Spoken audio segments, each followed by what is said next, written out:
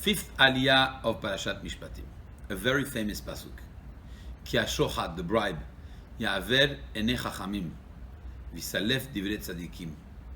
A bribe could turn a chassid, a chacham, a tzaddik into something else.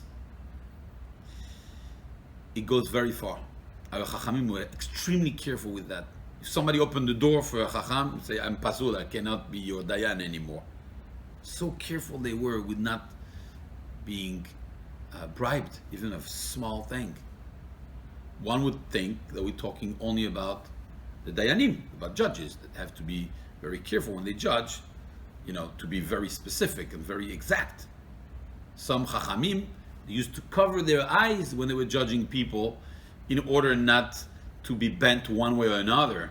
They didn't want to see who is in front of them.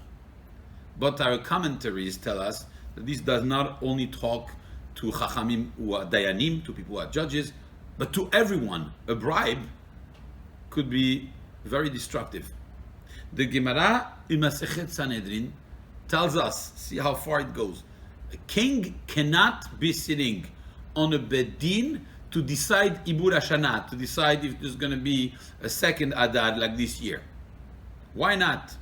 The Gemara says, because the king pays his army, has a budget for the year that covers the year.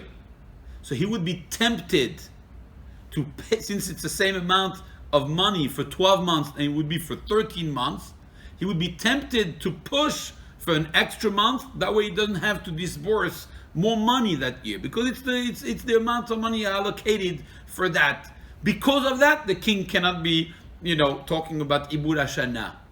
So too the Kohen Gadol. The Kohen Gadol, we're talking here about the biggest people. The Melech and the Kohen Gadol are very important, significant, not only important figures in the world out there, but also spiritual figures. Even the Melech, you always had the Sefer Torah with him, had to be Yirei Shamayim, but the Kohen Gadol cannot participate in the decision of Ibur Hashanah either. You know why?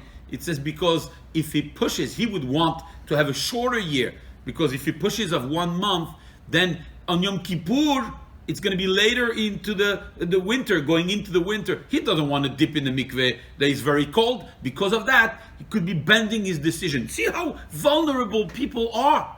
Rav Chaim Kanievsky tells us that in this pasuk is the only time in the entire Tanakh that it says tzadikim with both yuds. He's always chaser, tzadik. Tzadikim could be either missing the first yud or the second yud. The only time in the entire Sefer Torah, I think, he says it on the entire Tanakh, that tzadikim is spelled with both yuds to tell you, even a tzadik gamur, that is complete, he's full, he has all the yuds, he has everything, he will be bent by a bribe.